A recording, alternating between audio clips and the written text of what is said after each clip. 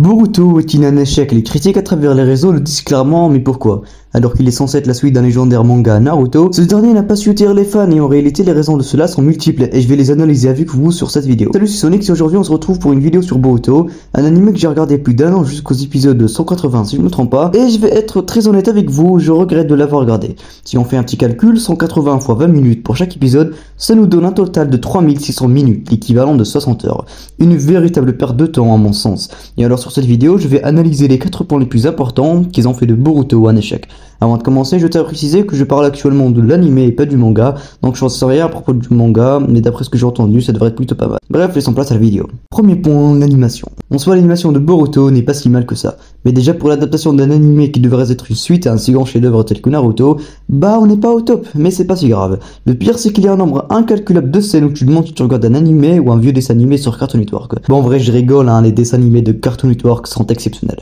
Et voilà, des scènes tellement mal adaptées que t'as envie d'en chier carrément. Comme la très célèbre fameuse scène où Boruto pleure, enfin je suppose qu'il pleure là, c'est juste horrible à regarder. Ou la fois où les persos de Boruto bougeaient sans bouger, mais qui animait ça. Plusieurs autres scènes très mauvaises, à la limite tu te dis Nanatsu no Taizai c'est mieux fait. Bon, pas ce point. Ok, aussi des moments où l'animation était très bien, mais voilà quoi, ça arrive une fois tous les 50 épisodes. Puis aussi j'ai l'impression que le style de dessin a un peu changé, c'est un peu plus coloré. J'ai l'impression qu'on manque de ce côté sérieux quand on regardait Naruto. Et parlant de sérieux, on peut passer au prochain point. Deuxième point, l'histoire. Oui, j'ai dit que je ne parlerai pas du manga, mais si on suit l'histoire actuelle de l'anime, enfin voilà quoi, t'as l'impression que les personnages sont juste là pour être là. Tous les anciens personnages Naruto ont pris un énorme nerf, et certains ont carrément perdu tout leur charisme, mais ça on va en parler plus tard. Quand je regarde Boruto, j'ai l'impression de regarder une œuvre sans histoire, ni déroulement d'événements sérieux. Même le perso principal Boruto n'a pas d'objectif précis.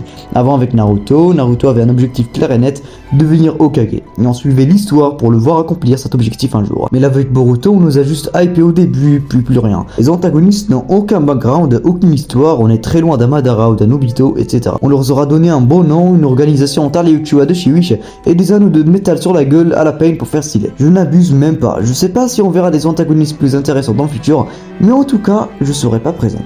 Troisième point, les fillers. Je pense que c'est le point le plus populaire et connu sur Boruto. 80% de l'anime ne sont que des fillers. Si vous savez pas ce que c'est, un filler c'est un épisode ajouté par le studio d'animation qui suit pas l'histoire originale et qui n'a aucun impact sur le déroulement des événements. Et clairement quand tu regardes un anime avec autant de fillers, t'en as juste marre. Suivre Boruto et ses amis en train de sauver un chat d'une vieille mamie, enfin même miraculeuse c'est mieux à la limite. Tu peux peut-être les passer, mais quand tu suis l'anime d'une manière hebdomadaire chaque semaine, t'en peux juste plus. Et c'était mon cas il y a plus d'un an quand je regardais Boruto. Au total, Boruto a 213 épisodes de filler.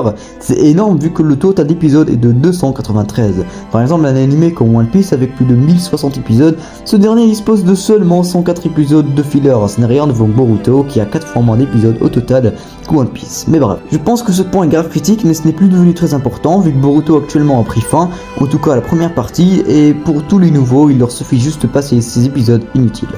Quatrième et dernier point, les personnages.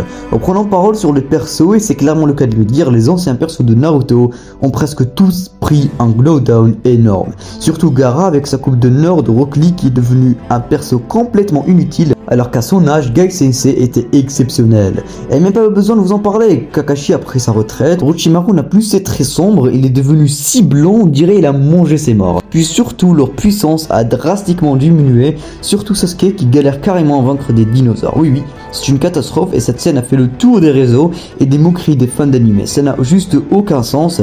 Puis Boruto qui fait le chiant avec Naruto, je sais c'était au début de l'œuvre mais commencé ennuyant.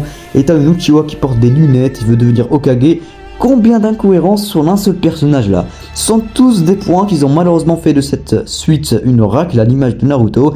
Et je pense que finir Naruto tel qu'il l'était serait meilleur ou à la limite faire une adaptation animée plutôt propre. Mais bon, il y a eu des moments quand même assez marquants dans Boruto, tels que la mort du Kurama et le combat contre Jigen.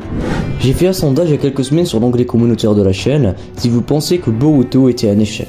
Et 44% des personnes disaient que oui, et c'est énorme vu que c'est l'équivalent de 360 personnes qui pensent que c'est un échec, alors que 500 personnes pensent que c'est une réussite. Ce sont globalement des personnes qui lisent le manga. Et je pense que le manga de Boruto est génial aussi, vu qu'il n'y a pas de filler, ni de mauvaise animation, etc. Je me demande aussi si Boruto Shippuden sera une réussite ou pas, et si le studio va se rattraper sur cette suite. Faites-moi savoir en commentaire si vous êtes d'accord avec les points cités précédemment, et si vous pensez pensez à votre tour que Boruto est un échec ou pas. Merci d'avoir regardé la vidéo jusqu'ici, n'oubliez pas de liker la vidéo si elle vous a plu, puis aussi l'abonnement qui fait plaisir. Et sur ce, on se retrouve à la prochaine.